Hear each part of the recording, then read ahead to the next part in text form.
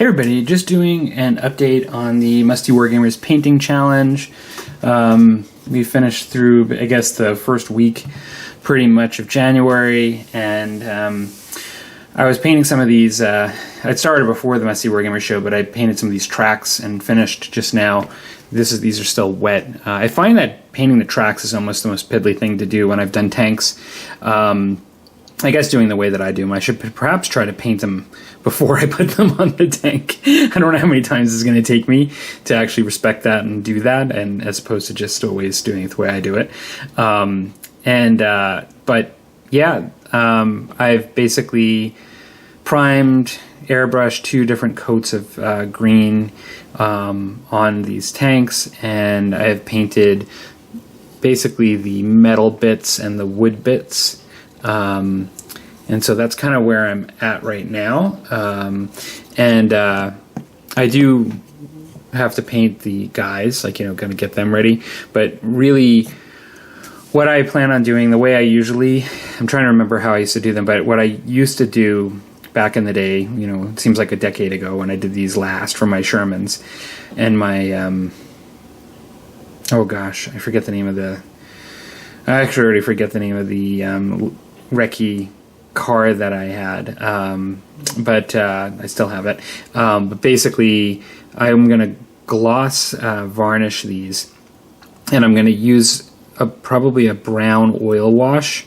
It's kind of like the same idea as a like an Agrex Earthshade wash, acrylic wash, but it just basically kind of goes into the panels a little bit better and cleaner, and I can kind of wipe it off easier with like Q-tips and things. I can kind of keep it. It requires a little bit of a different kind of cleanup than going with like an acrylic wash.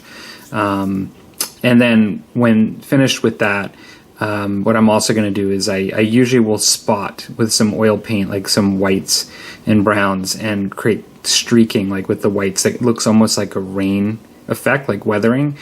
Just sort of that look of that metal gets when it's in rainfall, and just kind of develops that sort of weathered look. And then I'll also do a little bit of rust in some spots, like just some rust coming through the paint just through use. That's usually that's a pretty easy thing. I usually just like the ripped foam kind of dabbing technique.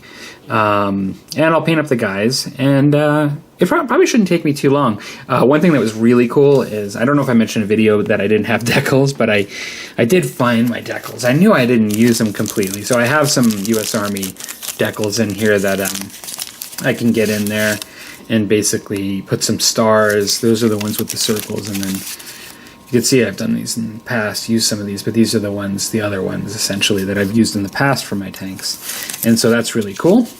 And so from there, I'll then, once finishing the tanks this month, I'll also be working on the guys, and then I'm hoping to do that house too that I talked about.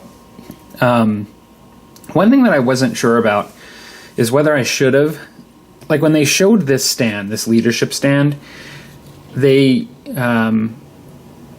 actually showed it like this, just like this. But then I noticed this guy's a medic, and I wondered whether I should have put him on a separate base just to use like a separate medic.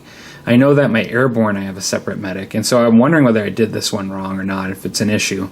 I don't know if anybody knows that offhand. I did look in the rules, and for Bolt Action 2nd edition, I didn't see like a separate medic model, and so I didn't like extensively look, but I didn't see it. And so I'm not sure. I'm a little stumped on that at the moment. It's one of those things where it's sometimes really helpful to know the rules when you get into painting, like to get it right. But hopefully I didn't go too wrong on that. I know the worst thing that could happen is the guy's just kind of like not really a medic, but just a character on the base, and I'd have to have another solution. I'll have to look into it further. Besides that, totally unrelated thing, but I've been I have friends that are looking into the old world, and so I've been kind of keeping up on that and listening to that. I just actually, while painting, listened to the Beastman book. I wonder why. But I actually listened to the Beastman rules, and that seemed kind of cool. It seemed kind of cool that there's one I can, Apparently in 8th edition they took out the Dragon Ogres out of Beastmen, but they've actually brought them back in. In the 6th edition that I play, they're in there. And so that's kind of cool that I can use Dragon Ogres. And there's other stuff that's kind of cool. It's sort of the initial Beastmen book and the Ravening Hordes. It's sort of like a bigger, it's like a big codex that has a lot of different armies in it, but then they're going to come out with like something that's small, that's a little more specific. And so that's kind of interesting. Some of it, I also listen to Guerrilla Miniature Games go through all the rules, a bit, and yeah, some of it I'm up in the air about. Some of it sounds interesting. I kind of love my 6th edition. I don't really see myself stopping to play that, but at the same time, because I have friends that are interested in it, I'm probably going to keep my mind open to trying it. We talked a little bit about that on the Musty Wargamer show, and if you're painting and you feel like listening, it's on Rusty's channel. I still have to tag it to the playlist I have in my playlist, because I usually put all of the Musty Wargamers, including Rusty's, in there, links to it. Anyways, this is my first week. I will probably put a link to this on the Musty Wargamers Facebook page.